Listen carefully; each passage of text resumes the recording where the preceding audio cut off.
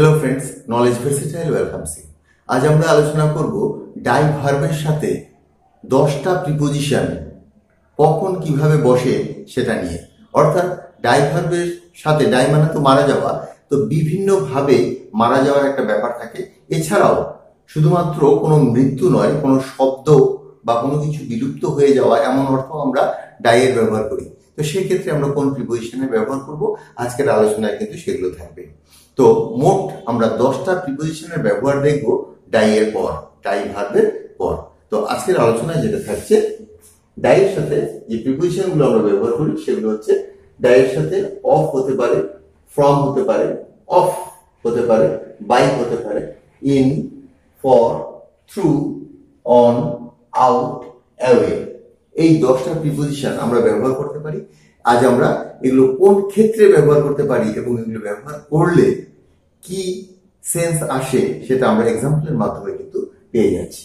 প্রথমটা দেখো, die of. কোনো কেউ, মূলত ধরো কোনো ব্যক্তি, সে কোনো রোগে মারা গেছে, কোনো রোগে ভুগে মারা গেছে। তো সেক্ষেত্রে রোগে যদি কেউ মারা যায়, ডাইয়ের সাথে আমরা অফ ব্যবহার করব, এবং অফ ছাড়াও অন্য কোনো প্রিপোজিশন ব্যবহার করলে কিন্তু আমাদের ভুল হয়ে যাবে। অ্যাপ্রোপ্রিয়েট প্রিপোজিশনে এটা কিন্তু খুব আসে। ডাই অফ, রোগের কারণে মারা যাওয়ার জন্য ডাই অফ। এক্সাম্পল দেখো, হি ডাইড অফ ক্যান্সার। তিনি ক্যান্সারে মারা গিয়েছিলেন। তিনি ক্যান্সারে মারা গিয়েছিলেন। হি ডাইড ইন ক্যান্সার বললে কিন্তু আমাদের ভুল হয়ে যাবে। হি ডাইড বাই ক্যান্সার বললেও ভুল হবে, হি ডাইড ফ্রম ক্যান্সার বললেও ভুল হবে। তো ডাইড অফ, যখনই দেখবে যে একটা রোগের নাম রয়েছে, সোজা অফের ব্যবহার করে দেবে। তো কি দাঁড়ালো, ডাইড অফ, এটা পাস্ট টেন্সে দিয়েছি, তিনি মারা গিয়েছিলেন। তারপর এক্সাম্পল দেখো, ডাই ফ্রম। ডাই ফ্রম রোগ নয়, অন্য কোনো কারণে, পরোক্ষভাবে, হয়তো সেটা মৃত্যুর কারণ নাও হতে পারত, মানে সাধারণত সেগুলো মৃত্যুর কারণ নয়, এমন কোনো কারণে, এবং মনে রাখবে সেটা রোগ নয়, সেক্ষেত্রে যদি মারা যায় তখন আমরা কিন্তু ডাই ফ্রম ব্যবহার করি। তো এখানটায় আমরা দেখব, রোগ ছাড়া অন্য কোনো পরোক্ষ কারণে, রোগ ছাড়া অন্য কোনো পরোক্ষ কারণে, এখানে কিন্তু কোনো রোগের নাম থাকবে না, স্টাবলিশড কোনো ডিজিজ থাকবে না। স্টাবলিশড ডিজিজ যদি থাকে তার আগে অফ বসাবে। কিন্তু এক্ষেত্রে রোগ ছাড়া অন্য কোনো কারণের জন্য যদি কেউ মারা যায়, তা সেক্ষেত্রে আমরা ফ্রম ব্যবহার করব। He died from over smoking. অতিরিক্ত ধূমপানে সে মারা গিয়েছিল, অতিরিক্ত ধূমপানের জন্য সে মারা গিয়েছিল। তো এক্ষেত্রে স্মোকিংটা কোনো রোগের নাম নয়, ধূমপান।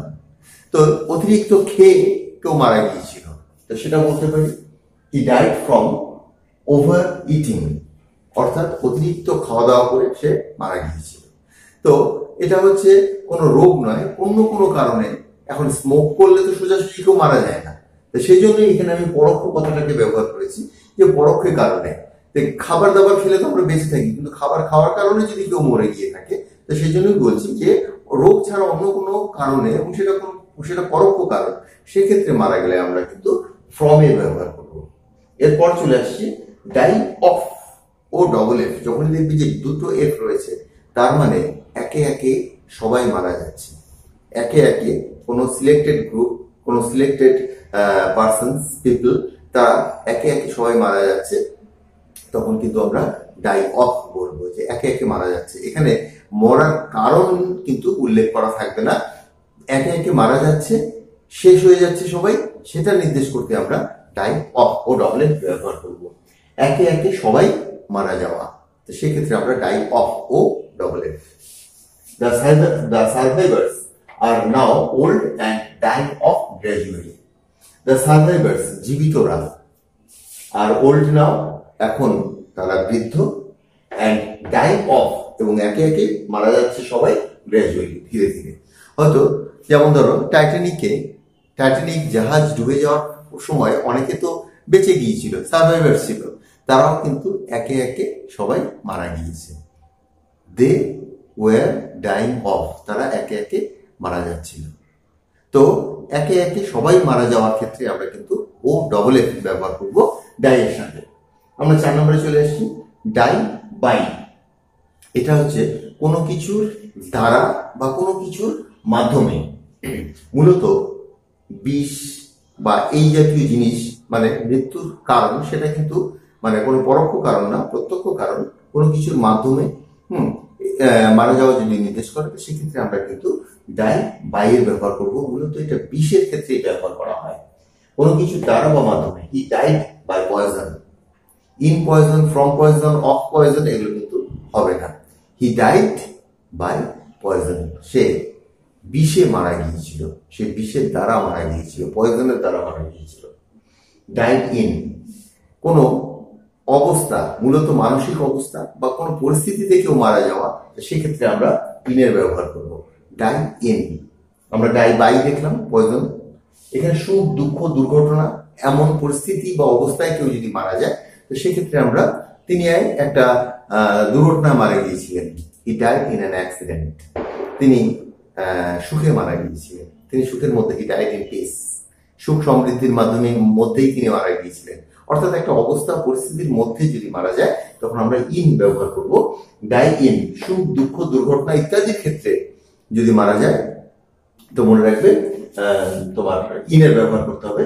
হি ডাইড ইন পিস বা ইন অ্যান অ্যাক্সিডেন্ট, তিনি একটি দুর্ঘটনা মারা গিয়েছিলেন। আর পিস কথার অর্থ হচ্ছে শান্তি, তিনি শান্তিতেই মারা গিয়েছিলেন, অর্থাৎ সেই সময় তার মনে কোনো দুঃখ ছিল না।